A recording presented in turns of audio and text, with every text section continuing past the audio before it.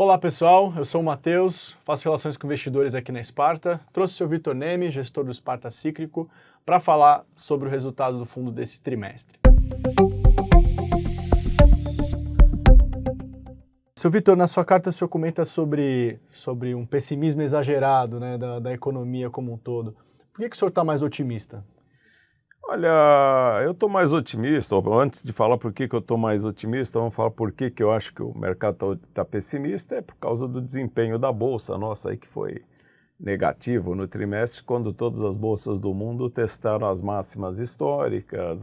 E o Brasil foi um dos poucos lugares do mundo onde o juro caiu, né? Então, teria que ter alguma resposta se não tivesse um pessimismo tão exagerado. E eu também acho que o pessimismo é exagerado e eu estou no lado mais otimista. A casa aqui, na nossa estratégia, é porque tem vários fatores aí que o Brasil está bem na foto, econômicos importantes, né? Fora a discussão Lula-Bolsonaro, que não afeta absolutamente nada o futuro da economia, mas o Brasil é a nona economia do mundo e daqui 2 anos aí deve se tornar a oitava.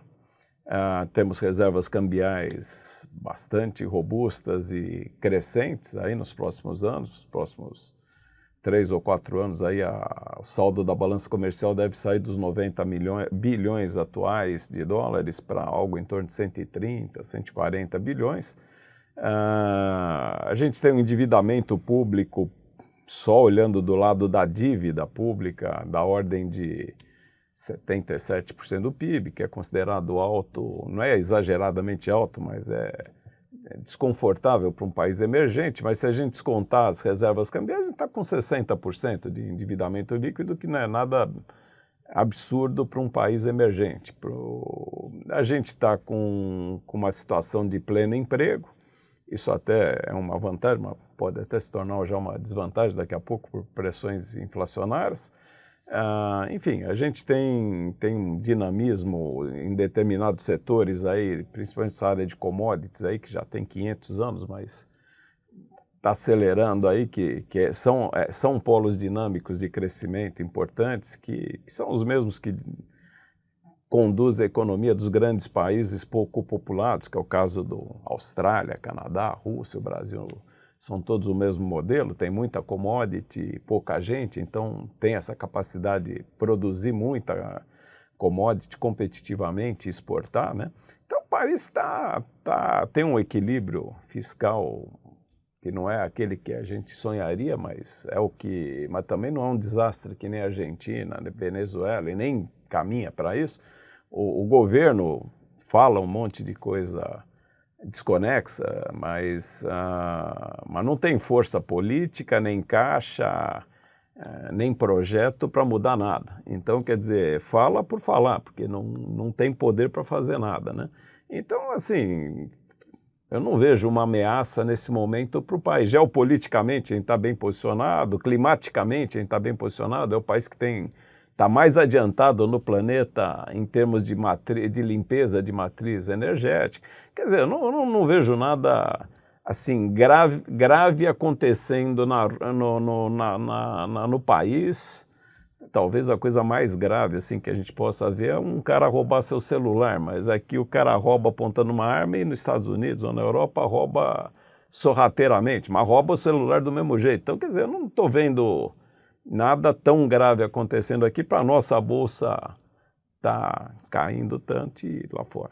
Então, a nossa estratégia, graças a Deus, é uma estratégia que aposta no otimismo e a gente se deu bem no trimestre, né? A gente terminou o trimestre aí com 7 a 8% de rentabilidade, que é muito bom, mas justamente porque a gente apostou no otimismo, né? Se não compramos as empresas de commodities, etc., empresas que estamos apostando no Brasil, né? No Brasil que cresce e tudo, né? Maravilha.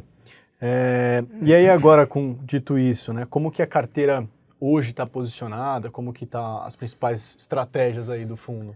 Isso. Então, vamos lá. A gente, assim, no trimestre o que mudou, assim, que era uma percepção que a gente não tinha ainda no fim do ano passado e que agora a gente tem um certo estrangulamento de mão de obra, ou seja, pressões salariais crescentes, fortes, vindo aí. Ou seja, chegamos no topo da disponibilidade de mão de obra, então isso dificulta setores, o crescimento, a lucratividade de setores que dependem muito de mão de obra, como varejo, construção civil, enfim, setores demandantes de mão de obra.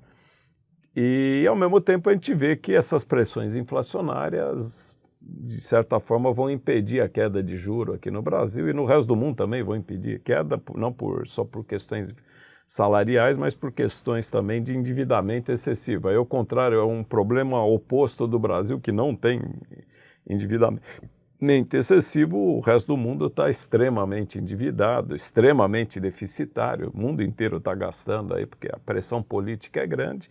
E não tem como cair juro, e mesmo inflação não tem como cair num cenário desse. Então, o que a gente está vendo é que vai ter juros mais altos, provavelmente, ou menos baixos do que a gente imaginava até o final do ano.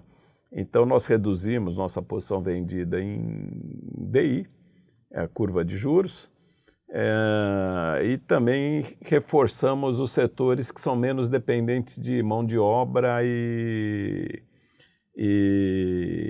juros, ou seja, é o setor de commodities. Então a gente tinha aliviado no fim do ano passado essa área, estava nela, mas aliviado, estava mais em setores em cases de crescimento aqui, Enalta, petróleo especificamente, que é uma tese polêmica que a gente defendeu nos últimos trimestres, mas que a gente não estamos torcendo pelo petróleo. O que a gente falou? A gente é investidor profissional, quer dizer, o que a gente está vendo é que o carro elétrico está dando errado, que o mundo não está fazendo nada para mudar o clima e que a demanda de petróleo continua crescendo e que as empresas estavam subprecificadas. Da mesma forma está acontecendo agora com o agro, isso daí como caiu um pouco o preço das commodities, que é cíclico, e houve um ano pior de produtividade, que também é cíclica, é normal, isso daí o mercado descontou fortemente o preço das empresas agrícolas, aí, principalmente, né? A Vale do Rio Doce sofreu por causa da pressão do governo para emplacar um Guido-Mantega, mas não mudou nada na vida da Vale, mas o mercado achou que isso é o suficiente para derrubar o preço.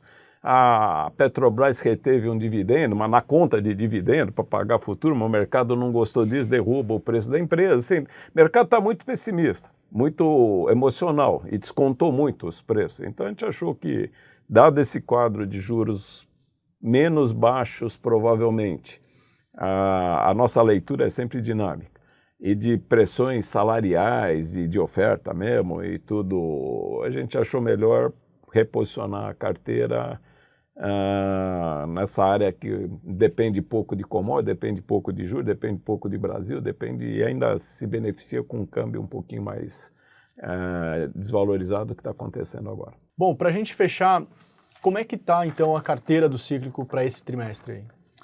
Tá, a carteira então ela está basicamente dividida em 3 estratégias aí que a gente comentou. Basicamente é queda menor de juros e inflação um pouco mais alta para os próximos anos, a commodity como pela resiliência dela, que os preços estão baixos, está hora de entrar de novo, mudança climática e pressões salariais. Para alta de juros não tem quem ganha mais dinheiro que os bancos, então a gente está lá com posição em Banco Itaú e Banco do Brasil. No setor, na área de câmbio alto, mudança de crescimento mesmo, aí, de geração de caixa, ou seja, a gente está com as exportadoras, basicamente a gente está com Suzano, SLC, São Martinho, Enalta, Petro e Vale, que é a maior parte da nossa carteira hoje. E na parte de mudança climática, pressões salariais, etc., empresas que podem ganhar, é uma tese já menos importante da carteira, mas que a gente tem algumas teses menores de investimento, mas envolvendo aí essa questão de mudança climática e pressões salariais, ou seja, salário em alta também não é só ruim, ele aumenta o consumo de algumas coisas, né? Então a gente está com Provibra, Sabesp, Sanepar, Metal Leve. Então essa carteira nossa que a gente acha que está bem equilibrada, tem uma parte dela, toda a parte exportadora parcialmente redeada com câmbio, venda de câmbio futuro. E a gente tem um hedge parcial de Ibovespa, que a gente mantém sempre, que diminui a volatilidade da nossa carteira e, ao mesmo tempo, é um seguro contra uma queda forte imprevista, uma crise mundial imprevista, e sempre é bom ter um pouco de hedge cambial, né? Hedge de Ibovespa, né? Como a bolsa caiu, nosso hedge agora está mais baixo. Se a bolsa sobe, nosso hedge aumenta, então ele é dinâmico, né? Perfeito. Pessoal, muito obrigado. Tendo qualquer dúvida, não esqueçam de perguntar nos comentários. Um grande abraço e até a próxima.